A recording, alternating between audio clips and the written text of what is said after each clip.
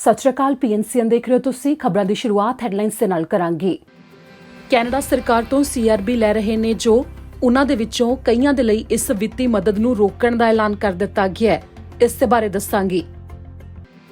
PR ਹੋਣ ਮਗਰੋਂ ਵੀ ਕਿਵੇਂ ਖੱਜਲ ਹੋ ਰਹੇ ਨੇ ਕੈਨੇਡਾ ਵਿੱਚ ਵੀ ਮੌਜੂਦ ਪ੍ਰਵਾਸੀ। CTV ਵੱਲੋਂ ਛਾਪੀ ਗਈ ਰਿਪੋਰਟ ਦੇ ਆਧਾਰ ਤੇ ਦੱਸਾਂਗੇ ਕਿਵੇਂ ਦੀਆਂ ਚੁਣੌਤੀਆਂ ਦਾ ਕਰ ਰਹੇ ਨੇ ਉਹ ਸਾਹਮਣਾ। ਓਨਟਾਰੀਓ ਵਿੱਚ ਗੈਰ ਕਾਨੂੰਨੀ ਢੰਗ ਦੇ ਨਾਲ ਟਰੱਕ ਦੇ ਰਾਹੀਂ ਕੂੜਾ ਸੁੱਟਣ ਲੱਗਿਆ ਡਰਾਈਵਰ ਕਾਬੂ। ਟਰੱਕ ਦੇ ਉੱਤੇ ਕਿਸਾਨਾਂ ਦੇ ਸਮਰਥਨ ਵਿੱਚ ਨੋ ਫਾਰਮਰ ਨੋ ਫੂਡ ਦਾ ਲੋਗੋ ਵੀ ਲਾਇਆ ਹੋਇਆ ਹੈ। ਦੱਸਾਂਗੇ ਕੀ ਹੈ ਪੂਰਾ ਮਾਮਲਾ। ਇਮੀਗ੍ਰੇਸ਼ਨ ਮੰਤਰੀ ਮਾਰਕੋ ਮੈਂਡੀਚੀਨੋ ਨੇ ਟਰੈਵਲ ਦੇ ਬਾਰੇ ਸਰਕਾਰ ਦੇ ਕੀਤੇ ਐਲਾਨ ਦੀ ਪੁਸ਼ਟੀ ਕਰਦੇ ਹੋਏ ਅੱਜ ਜੋ ਜਾਣਕਾਰੀ ਸਾਂਝੀ ਕੀਤੀ ਉਹ ਤੁਹਾਡੇ ਨਾਲ ਸਾਂਝੀ ਕਰਾਂਗੇ। ਓਨਟਾਰੀਓ ਵਿੱਚ ਸਕੂਲਾਂ ਨੂੰ ਸਤੰਬਰ ਤੋਂ ਪੂਰੀ ਤਰ੍ਹਾਂ ਖੋਲ੍ਹਣ ਦੇ ਬਾਰੇ ਪਲਾਨ ਐਲਾਨ ਦਿੱਤਾ ਗਿਆ ਹੈ। ਉਸ ਦੇ ਬਾਰੇ ਵਿਸਥਾਰ ਦੇ ਵਿੱਚ ਜਾਣਕਾਰੀ ਦੱਸਾਂਗੇ। ਸਰੀ ਵਿੱਚ ਪੰਜਾਬੀ ਬਜ਼ੁਰਗ ਔਰਤਾਂ ਤੇ ਉੱਤੇ ਪਾਰਕ ਵਿੱਚ ਨਸਲੀ ਟਿੱਪਣੀਆਂ ਤੇ ਕੂੜਾ ਸੁੱਟਣ ਦਾ ਜੋ ਮਾਮਲਾ ਸਾਹਮਣੇ ਆਇਆ ਸੀ, ਉਸ ਤੋਂ ਬਾਅਦ ਅੱਜ ਪਾਰਕ ਵਿੱਚ ਭਾਈਚਾਰਾ ਇਕੱਠਾ ਹੋਇਆ ਜਿਨ੍ਹਾਂ ਵੱਲੋਂ ਰੈਲੀ ਕੀਤੀ ਗਈ।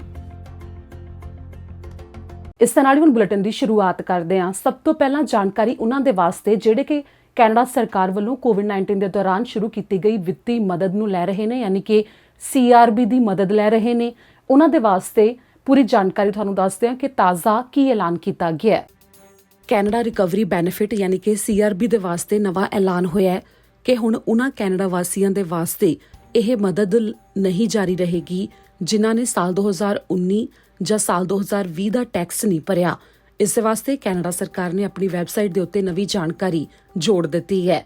ਫੈਡਰਲ ਸਰਕਾਰ ਲੰਮੇ ਸਮੇਂ ਤੋਂ ਇਸ ਸੰਬੰਧੀ ਸੰਕੇਤ ਦੇ ਰਹੀ ਸੀ ਕਿ ਕੈਨੇਡਾ ਵਾਸੀਆਂ ਨੂੰ ਟੈਕਸ ਭਰਨਾ ਜ਼ਰੂਰੀ ਹੋਵੇਗਾ ਜੇਕਰ ਉਹਨਾਂ ਨੇ COVID-19 ਦੇ ਕਰਕੇ ਜਿਹੜੀ ਸਮੇਂ ਵਿੱਤੀ ਮਦਦ ਮਿਲ ਰਹੀ ਹੈ ਉਸ ਮਦਦ ਨੂੰ ਲੈਣਾ ਜਾਰੀ ਰੱਖਣਾ ਹੈ। CRB ਦੇ ਵਾਸਤੇ ਜਿਹੜੀਆਂ ਹੋਰ ਸ਼ਰਤਾਂ ਨੇ ਉਹ ਉਸੇ ਤਰ੍ਹਾਂ ਨੇ ਕਿ ਜਿਹੜੇ ਉਹਨਾਂ ਸ਼ਰਤਾਂ ਨੂੰ ਪੂਰਾ ਕਰਦੇ ਨੇ ਉਹ ਯੋਗ ਹੁੰਦੇ ਨੇ ਕਿ ਉਹ CRB ਲੈ ਸਕਦੇ ਨੇ। ਤੇ CRB ਉਹ ਮਦਦ ਹੈ ਜੋ ਹਰ 2 ਹਫ਼ਤੇ ਬਾਅਦ $1000 ਤੱਕ ਦੀ ਮਦਦ ਸਰਕਾਰ ਦੇ ਵੱਲੋਂ ਦਿੱਤੀ ਜਾਂਦੀ ਹੈ ਉਹਨਾਂ ਵਿਅਕਤੀਆਂ ਨੂੰ ਜਿਨ੍ਹਾਂ ਦੀ COVID-19 ਦੇ ਕਰਕੇ ਨੌਕਰੀ ਚਲੀ ਗਈ ਹੋਵੇ ਤੇ ਇਸ ਮੌਕੇ ਉਹਨਾਂ ਨੂੰ ਕੋਈ ਹੋਰ ਕੰਮ ਨਾ ਮਿਲ ਰਿਹਾ ਹੋਵੇ ਤੇ ਉਹਨਾਂ ਦੇ ਕੋਲ ਕਮਾਈ ਦਾ ਕੋਈ ਹੋਰ ਸਾਧਨ ਨਹੀਂ ਰਿਹਾ, ਜਿਸ ਕਰਕੇ ਸਰਕਾਰ ਦੇ ਵੱਲੋਂ ਉਹਨਾਂ ਨੂੰ ਮਦਦ ਦਿੱਤੀ ਜਾਂਦੀ ਹੈ। ਇਸ ਮੌਕੇ ਇਹ ਵੀ ਦਿਖਾਉਣਾ ਪੈਂਦਾ ਕਿ ਤੁਸੀਂ ਆਪਣੀ ਮਰਜ਼ੀ ਨਾਲ ਕੰਮ ਨਹੀਂ ਛੱਡਿਆ। ਇਸ ਦੇ ਨਾਲ ਹੀ ਤੁਸੀਂ ਹੋਰ ਕੰਮ ਲੱਭ ਵੀ ਰਹੇ ਹੋ। ਸਮੇਂ-ਸਮੇਂ ਦੇ ਉੱਤੇ ਜਦੋਂ ਹਰ ਵਾਰ ਤੁਸੀਂ CRB ਦੇ ਵਾਸਤੇ ਅਪਲਾਈ ਕਰਨਾ ਹੈ ਤਾਂ ਇਸ ਸੰਬੰਧੀ ਸਬੂਤ ਵੀ ਦੇਣੇ ਪੈਂਦੇ ਨੇ ਤੇ ਹਰ 2 ਹਫ਼ਤੇ ਬਾਅਦ ਇਹ $1000 ਤੱਕ ਦੀ ਮਦਦ ਲਗਾਤਾਰ ਮਿਲ ਰਹੀ ਹੈ, ਜੋ ਕਿ ਪਹਿਲਾਂ CERB ਸੀ ਯਾਨੀ ਕਿ ਕੈਨੇਡਾ ਐਮਰਜੈਂਸੀ ਰਿਸਪੌਂਸ ਬੈਨੀਫਿਟ ਤੇ ਹੁਣ ਇਹ ਕੈਨੇਡਾ ਰਿਕਵਰੀ ਬੈਨੀਫਿਟ ਹੈ।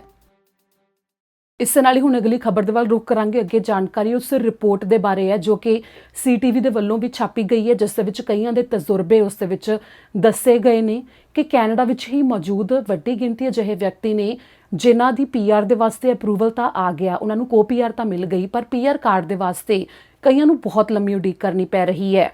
ਇਹ ਜਾਣਕਾਰੀ ਖਾਸ ਤੌਰ ਤੇ ਅਸੀਂ ਤੁਹਾਨੂੰ ਤਾਂ ਦੇ ਰਹੇ ਹਾਂ ਕਿਉਂਕਿ ਕਈ ਅਜਿਹੇ ਪ੍ਰਵਾਸੀ ਹੋਣਗੇ ਜਿਹੜੇ ਕਿ ਆਪਣੇ PR ਕਾਰਡ ਦੀ ਲੰਮੇ ਚਿਰ ਤੋਂ ਉਡੀਕ ਕਰ ਰਹੇ ਨੇ, ਉਹਨਾਂ ਨੂੰ ਕੋਈ ਜਵਾਬ ਨਹੀਂ ਆ ਰਿਹਾ।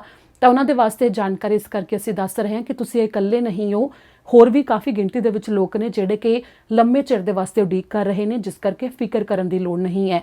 ਪਰ ਇਸ ਦੇ ਵਿੱਚ ਇਹ ਜ਼ਰੂਰ ਹੈ ਕਿ ਉਹ ਚੁਣੌਤੀਆਂ ਦਾ ਸਾਹਮਣਾ ਕਰ ਰਹੇ ਨੇ ਕਿਉਂਕਿ ਅਜਿਹੇ ਵਿੱਚ ਉਹ ਟਰੈਵਲ ਨਹੀਂ ਕਰ ਸਕਦੇ ਕੈਨੇਡਾ ਤੋਂ ਬਾਹਰ, ਕਿਉਂਕਿ ਉਸ ਦੇ ਵਾਸਤੇ ਉਹਨਾਂ ਨੂੰ PR ਕਾਰਡ ਦੀ ਲੋੜ ਪਵੇਗੀ ਆਪਣੇ ਸਟੇਟਸ ਨੂੰ ਦਿਖਾਉਣ ਦੇ ਵਾਸਤੇ।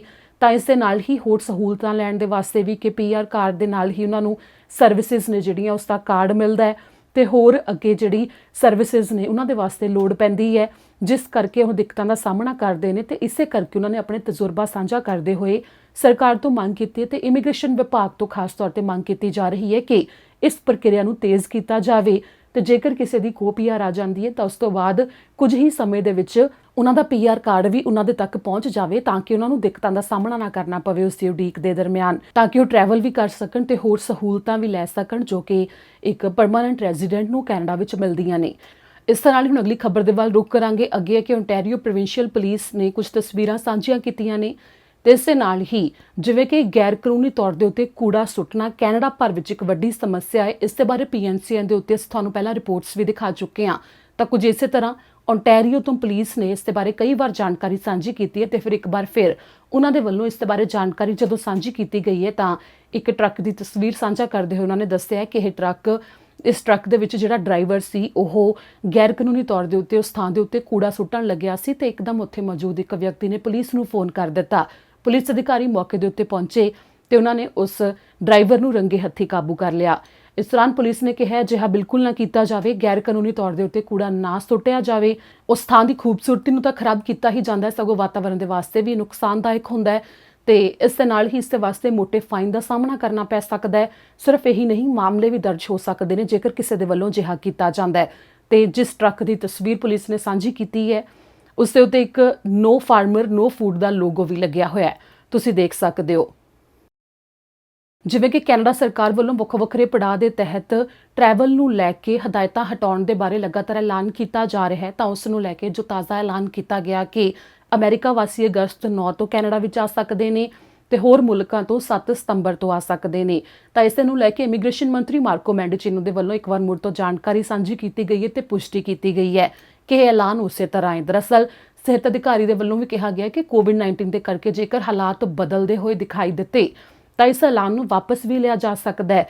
ਤਾਂ ਇਸ ਮੌਕੇ ਸਾਰਿਆਂ ਦੀ ਨਜ਼ਰਾਂ ਇਸ ਦੇ ਉੱਤੇ ਬਣੀਆਂ ਹੋਈਆਂ ਨੇ ਕਿ ਕਿਤੇ ਇਸ ਦੇ ਉੱਤੇ ਇਸ ਫੈਸਲੇ ਨੂੰ ਰੱਦ ਨਾ ਕਰ ਦਿੱਤਾ ਜਾਵੇ ਤੇ ਕੋਵਿਡ-19 ਦੇ ਮਾਮਲੇ ਬੇਸ਼ੱਕ ਵਧਦੇ ਹੋਏ ਦਿਖਾਈ ਦੇ ਰਹੇ ਨੇ, ਪਰ ਇਸ ਮੌਕੇ ਕਿਹਾ ਗਿਆ ਕਿ ਇਹ ਉਸੇ ਤਰ੍ਹਾਂ ਹੋਵੇਗਾ।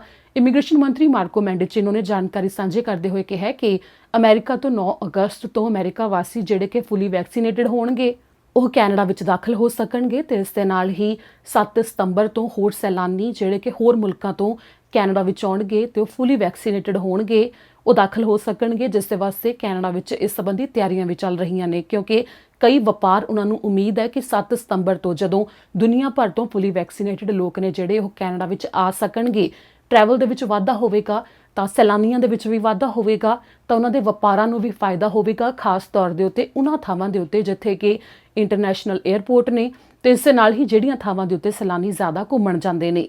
ਅਗਲੀ ਖਬਰ ਹੈ ਓਨਟਾਰੀਓ ਤੋਂ, ਜਿੱਥੇ ਕਿ ਸਕੂਲਾਂ ਨੂੰ ਖੋਲ੍ਹਣ ਦੇ ਬਾਰੇ ਤਾਜ਼ਾ ਐਲਾਨ ਕਰ ਦਿੱਤਾ ਗਿਆ ਹੈ। ਪੂਰਾ ਪਲਾਨ ਓਨਟਾਰੀਓ ਸਰਕਾਰ ਨੇ ਪੇਸ਼ ਕੀਤਾ, ਉਸ ਦੇ ਬਾਰੇ ਜਾਣਕਾਰੀ ਦੇਵਾਂਗੇ। ਓਨਟਾਰੀਓ ਸਰਕਾਰ ਨੇ ਸਕੂਲੀ ਬੱਚਿਆਂ ਦੇ ਵਾਸਤੇ ਪਲਾਨ ਜਾਰੀ ਕਰ ਦਿੱਤਾ ਹੈ। ਬੈਕ ਟੂ ਸਕੂਲ ਪਲਾਨ ਇਹ ਜਾਰੀ ਕੀਤਾ ਗਿਆ ਜੋ ਕਿ 26 ਪੰਨਿਆਂ ਦੇ ਵਿੱਚ ਜਾਰੀ ਕੀਤਾ ਗਿਆ ਹੈ। ਡਗਫੋਰਡ ਸਰਕਾਰ ਨੇ ਇਸ ਦੇ ਬਾਰੇ ਦੱਸਿਆ ਕਿ ਕਾਫੀ ਮਹੀਨਿਆਂ ਬਾਅਦ ਸਤੰਬਰ ਮਹੀਨੇ ਵਿੱਚ ਬੱਚੇ ਸਕੂਲਾਂ ਦੇ ਵਿੱਚ ਪਰਤ ਸਕਣਗੇ ਤੇ ਪੂਰਾ ਸਮਾਂ ਉੱਥੇ ਉਹ ਪੜ੍ਹਾਈ ਕਰ ਸਕਣਗੇ, ਜੋ ਕਿ ਜੁਲਾਈ ਦੇ ਵਿੱਚ ਪਹਿਲਾਂ ਐਲਾਨਿਆ ਜਾਣਾ ਸੀ, ਪਰ ਇਸ ਸਮੇਂ ਇਸ ਦਾ ਐਲਾਨ ਕੀਤਾ ਗਿਆ ਹੈ। ਜਿਸ ਦੇ ਬਾਰੇ ਜਾਣਕਾਰੀ ਦਿੰਦੇ ਹੋਏ ਦੱਸਿਆ ਗਿਆ ਕਿ ਐਲੀਮੈਂਟਰੀ ਤੇ ਸੈਕੰਡਰੀ ਸਕੂਲ ਦੇ ਵਿਦਿਆਰਥੀ ਸਕੂਲ ਆ ਪਾ ਸਕਣਗੇ ਤੇ ਇਸ ਦੇ ਨਾਲ ਹੀ 5 ਦਿਨ ਉਹਨਾਂ ਦੀਆਂ ਜਮਾਤਾਂ ਲੱਗਣਗੀਆਂ। ਇਸ ਮੌਕੇ ਰਿਮੋਟ ਲਰਨਿੰਗ ਯਾਨੀ ਕਿ ਆਨਲਾਈਨ ਪੜ੍ਹਾਈ ਵੀ ਜਾਰੀ ਰਹੇਗੀ। ਜੇਕਰ ਕੋਈ ਮਾਪੇ ਆਪਣੇ ਬੱਚਿਆਂ ਨੂੰ ਸੁਰੱਖਿਅਤ ਮਹਿਸੂਸ ਨਹੀਂ ਕਰ ਰਹੇ ਸਕੂਲਾਂ ਵਿੱਚ ਸਿੱਧਾ ਭੇਜਣਾ, ਤਾਂ ਉਹਨਾਂ ਨੂੰ ਹਜੇ ਵੀ ਆਨਲਾਈਨ ਪੜ੍ਹਾਈ ਕਰਵਾ ਸਕਣਗੇ। ਉਹ ਉਹਨਾਂ ਦੀ ਚੋਣ ਹੋਵੇਗੀ ਕਿ ਉਹ ਸਕੂਲ ਆਉਣਾ ਚਾਹੁੰਦੇ ਨੇ ਜਾਂ ਫਿਰ ਉਹ ਆਨਲਾਈਨ ਹੀ ਹਜੇ ਪੜ੍ਹਾਈ ਕਰਨਾ ਚਾਹੁੰਦੇ ਨੇ। ਇਸ ਮੌਕੇ ਗ੍ਰੇਡ 1 ਤੋਂ ਲੈ ਕੇ 12ਵੀਂ ਤੱਕ ਸਾਰੇ ਹੀ ਵਿਦਿਆਰਥੀਆਂ ਦੇ ਵਾਸਤੇ ਮਾਸਕ ਪਾਉਣਾ ਲਾਜ਼ਮੀ ਹੋਵੇਗਾ, ਪਰ ਇਸ ਦੇ ਨਾਲ ਹੀ ਕਿੰਡਰਗਾਰਟਨ ਦੇ ਵਿੱਚ ਜਿੰਨੇ ਵੀ ਬੱਚੇ ਹੋਣਗੇ ਉਹਨਾਂ ਦੇ ਵਾਸਤੇ ਚੋਣ ਹੋਵੇਗੀ ਕਿ ਉਹ ਪਾਉਣਾ ਚਾਹੁੰਦੇ ਨੇ ਜਾਂ ਨਹੀਂ। ਇਸ ਦੇ ਨਾਲ ਹੀ ਜਿਹੜੇ ਛੋਟੇ ਬੱਚੇ ਨੇ ਉਹਨਾਂ ਨੂੰ ਬਾਹਰ ਖੇਡਣ ਦੀ ਇਜਾਜ਼ਤ ਫਿਲਹਾਲ ਨਹੀਂ ਦਿੱਤੀ ਜਾਵੇਗੀ।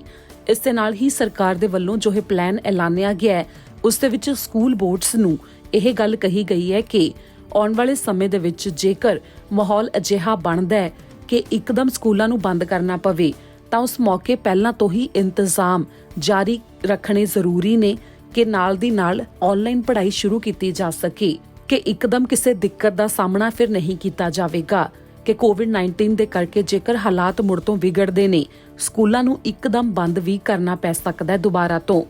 ਫਿਲਹਾਲ ਕਈ ਮਹੀਨਿਆਂ ਬਾਅਦ ਓਨਟਾਰੀਓ ਵਿੱਚ ਸਤੰਬਰ ਮਹੀਨੇ ਹਫ਼ਤੇ ਦੇ 5 ਦਿਨ ਬੱਚੇ ਸਕੂਲ ਜਾ ਸਕਣਗੇ, ਜਿਸ ਨੂੰ ਲੈ ਕੇ ਕਈ ਮਾਪੇ ਤੇ ਬੱਚੇ ਕਾਫੀ ਉਤਸ਼ਾਹਿਤ ਵੀ ਨੇ ਤੇ ਕਈਆਂ ਦੇ ਵੱਲੋਂ ਫਿਲਹਾਲ ਸੁਰੱਖਿਅਤ ਵੀ ਮਹਿਸੂਸ ਨਹੀਂ ਕੀਤਾ ਜਾ ਰਿਹਾ, ਜਿਨ੍ਹਾਂ ਦੇ ਵਾਸਤੇ ਸਰਕਾਰ ਦੇ ਵੱਲੋਂ ਚੋਣ ਵੀ ਦਿੱਤੀ ਗਈ ਹੈ।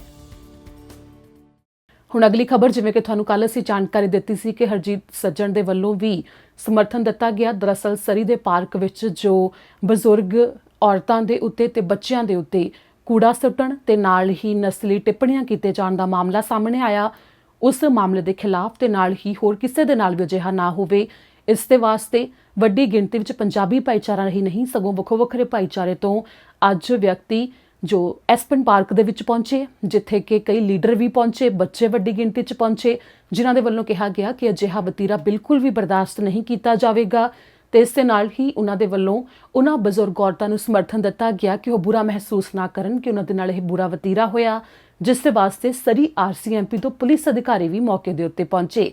ਇਸ ਦੇ ਬਾਰੇ ਪੂਰੀ ਰਿਪੋਰਟ, ਜਿਨ੍ਹਾਂ ਬੀਬੀਆਂ ਦੇ ਉੱਤੇ ਅਜਿਹਾ ਨਸਲੀ ਹਮਲਾ ਹੋਇਆ ਉਹਨਾਂ ਦੇ ਨਾਲ ਅਸੀਂ ਗੱਲਬਾਤ ਵੀ ਕੀਤੀ ਹੈ ਤੇ ਉਹਨਾਂ ਦੇ ਵੱਲੋਂ PNCN ਦੇ ਉੱਤੇ ਸਾਰੀ ਘਟਨਾ ਦੇ ਬਾਰੇ ਜਾਣਕਾਰੀ ਸਾਂਝੀ ਕੀਤੀ ਗਈ ਹੈ। ਖਬਰਾਂ ਦੇ ਇਸ ਬੁਲੇਟਿਨ ਤੋਂ ਬਾਅਦ ਅਸੀਂ ਉਸ ਰਿਪੋਰਟ ਨੂੰ ਤੁਹਾਡੇ ਤੱਕ ਪਹੁੰਚਾਵਾਂਗੇ ਤੇ PNCN ਦੇ ਉੱਤੇ ਤੁਸੀਂ ਕੁਝ ਦੇਰ ਬਾਅਦ ਹੀ ਉਸ ਰਿਪੋਰਟ ਨੂੰ ਦੇਖ ਸਕਦੇ ਹੋ ਤੇ ਪੂਰੀ ਜਾਣਕਾਰੀ ਇਸ ਰੈਲੀ ਦੇ ਬਾਰੇ ਤੁਹਾਨੂੰ ਦਵਾਂਗੇ।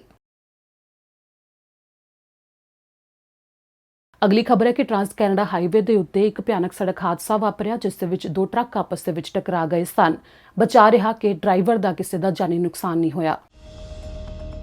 ਕੈਮਲੂਪਸ ਦੇ ਬਾਹਰ ਸੋਮਵਾਰ ਦੇ ਦਿਨ ਟਰਾਂਸ ਕੈਨੇਡਾ ਹਾਈਵੇ ਦੇ ਉੱਤੇ ਦੋ ਟਰੱਕਾਂ ਦੀ ਆਪਸ ਦੇ ਵਿੱਚ ਭਿਆਨਕ ਟੱਕਰ ਹੋ ਗਈ। ਇੱਕ ਟਰੱਕ ਵਿੱਚ ਕੁਝ ਅਜਿਹਾ ਸਮਾਨ ਮੌਜੂਦ ਸੀ ਜਿਸ ਕਰਕੇ ਜਦੋਂ ਦੂਜਾ ਟਰੱਕ ਉਸ ਦੇ ਵਿੱਚ ਆ ਕੇ ਟਕਰਾਇਆ ਤਾਂ ਇੱਕਦਮ ਧਮਾਕਾ ਹੋਇਆ ਤੇ ਅੱਗ ਲੱਗ ਗਈ। ਸ਼ਾਮ ਨੂੰ 5:50 ਦੇ ਕਰੀਬ ਦਾ ਸਮਾਂ ਸੀ ਜਦੋਂ ਇਹ ਹਾਦਸਾ ਵਾਪਰਿਆ। ਮੌਕੇ ਦੇ ਉੱਤੇ ਮੌਜੂਦ ਲੋਕਾਂ ਨੇ ਤੁਰੰਤ ਟਰੱਕ ਡਰਾਈਵਰਾਂ ਨੂੰ ਬਾਹਰ ਕੱਢਿਆ। ਇੱਕ ਟਰੱਕ ਵਿੱਚ ਡਰਾਈਵਰ ਫਸ ਗਿਆ ਸੀ, ਜਿਸ ਨੂੰ ਬਾਹਰ ਨਿਕਲਣ ਦੇ ਵਿੱਚ ਮੁਸ਼ਕਲ ਆ ਰਹੀ ਸੀ ਕਿ ਉੱਥੇ ਮੌਜੂਦ ਲੋਕਾਂ ਨੇ ਉਸ ਨੂੰ ਬਾਹਰ ਕੱਢਿਆ। ਦੋਵਾਂ ਨੂੰ ਗੰਭੀਰ ਹਾਲਤ ਵਿੱਚ ਹਸਪਤਾਲ ਪਹੁੰਚਾਇਆ ਗਿਆ, ਪਰ ਪੁਲਿਸ ਮੁਤਾਬਕ ਉਹਨਾਂ ਦੀ ਹਾਲਤ ਖਤਰੇ ਤੋਂ ਬਾਹਰ ਹੈ। ਇਸ ਮੌਕੇ ਅਧਿਕਾਰੀ ਜਾਂਚ ਕਰ ਰਹੇ ਨੇ ਕਿ ਆਖਿਰ ਇਹ ਹਾਦਸਾ ਕਿਵੇਂ ਵਾਪਰਿਆ। ਇਸ ਮੌਕੇ ਵੀ ਦੱਸਿਆ ਗਿਆ ਹੈ ਕਿ ਉਸ ਸਮੇਂ ਥੋੜਾ ਮੀਂਹ ਪੈ ਰਿਹਾ ਸੀ, ਜਿਸ ਦੇ ਕਰਕੇ ਇਹ ਹੋਇਆ ਫਾਇਦਾ ਕਿ ਅੱਗ ਫੈਲੀ ਨਹੀਂ, ਜਿਸ ਦੇ ਕਰਕੇ ਜ਼ਿਆਦਾ ਨੁਕਸਾਨ ਨਹੀਂ ਹੋਇਆ। ਕੁਝ ਘੰਟੇ ਦੇ ਵਾਸਤੇ ਟਰਾਂਸ ਕੈਨੇਡਾ ਹਾਈਵੇ ਨੂੰ ਉਸ ਮੌਕੇ ਖੇਤਰ ਦੇ ਵਿੱਚ ਬੰਦ ਕਰ ਦਿੱਤਾ ਗਿਆ ਸੀ ਤੇ ਫਿਰ ਜਦੋਂ ਪੁਲਿਸ ਨੇ ਸਬੂਤ ਇਕੱਠੇ ਕਰ ਲਏ ਤੇ ਉੱਥੇ ਤੋਂ ਟਰੱਕਾਂ ਨੂੰ ਵੀ ਹਟਾ ਦਿੱਤਾ ਗਿਆ ਤਾਂ ਕੁਝ ਘੰਟੇ ਬਾਅਦ ਰਸਤਾ ਮੁੜ ਤੋਂ ਖੋਲ ਦਿੱਤਾ ਗਿਆ। ਹੁਣ ਅਗਲੀ ਖਬਰ ਦੇ ਵੱਲ ਰੁਕ ਕਰਾਂਗੇ, ਜੋ ਕੈਨੇਡੀਅਨ ਫੂਡ ਇੰਸਪੈਕਸ਼ਨ ਏਜੰਸੀ ਨੇ ਹੋਰ ਪ੍ਰੋਡਕਟਸ ਨੂੰ ਲੈ ਕੇ ਜਾਣਕਾਰੀ ਦਿੱਤੀ ਹੈ ਤੇ ਚੇਤਾਵਨੀ ਜਾਰੀ ਕੀਤੀ ਹੈ, ਉਸ ਦੇ ਬਾਰੇ ਦੱਸਾਂਗੇ। ਕੈਨੇਡੀਅਨ ਫੂਡ ਇੰਸਪੈਕਸ਼ਨ ਏਜੰਸੀ ਨੇ ਇੱਕ ਤਾਜ਼ਾ ਚੇਤਾਵਨੀ ਜਾਰੀ ਕੀਤੀ ਹੈ, ਜਿਸ ਦੇ ਵਿੱਚ ਪੈਕਿੰਗ ਦੇ ਵਿੱਚ ਜੋ ਤੁਸੀਂ ਤਸਵੀਰਾਂ ਦੇਖ ਰਹੇ ਹੋ, ਇਹ ਹਰੀ ਤੋਰੀ ਤੇ ਨਾਲ ਹੀ ਹਰੀ ਤੋਰੀ ਦੇ ਨਾਲ ਇੱਕ ਗਾਜਰਾਂ ਦੀ ਪੈਕਿੰਗ ਹੈ। ਉਸ ਨੂੰ ਵਾਪਸ ਮਾਰਕੀਟ ਦੇ ਵਿੱਚੋਂ ਮੰਗਵਾਇਆ ਗਿਆ ਹੈ, ਜਿਸ ਦੇ ਵਿੱਚ ਇੱਕ ਬੈਕਟੀਰੀਆ ਦੀ ਮੌਜੂਦਗੀ ਹੋ ਸਕਦੀ ਹੈ, ਜਿਸ ਦੇ ਕਰਕੇ ਬਿਮਾਰ ਹੋ ਸਕਦੇ ਹੋ, ਜਿਸ ਦੇ ਨਾਲ ਡਾਇਰੀਆ, ਬੁਖਾਰ, ਸਰੀਰ ਵਿੱਚ ਦਰਦ ਤੇ ਹੋਰ ਦਿੱਕਤਾਂ ਸਾਹਮਣੇ ਆ ਸਕਦੀਆਂ ਨੇ।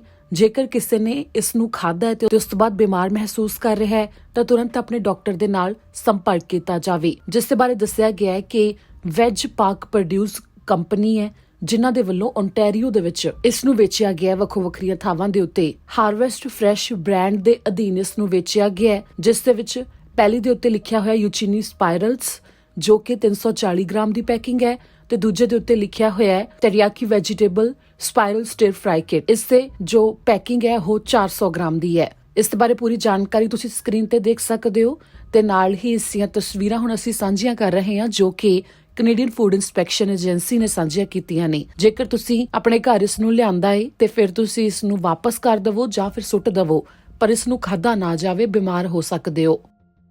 ਇਸ ਦੇ ਨਾਲ ਹੀ ਅੱਜ ਦੇ ਇਸ ਬੁਲੇਟਿਨ ਵਿੱਚ ਇੰਨਾ ਹੀ। ਮੈਨੂੰ ਪੁਰਨੀਤ ਕੌਰ ਨੂੰ ਦਿਓ ਇਜਾਜ਼ਤ। ਸਤਿ ਸ਼੍ਰੀ ਅਕਾਲ।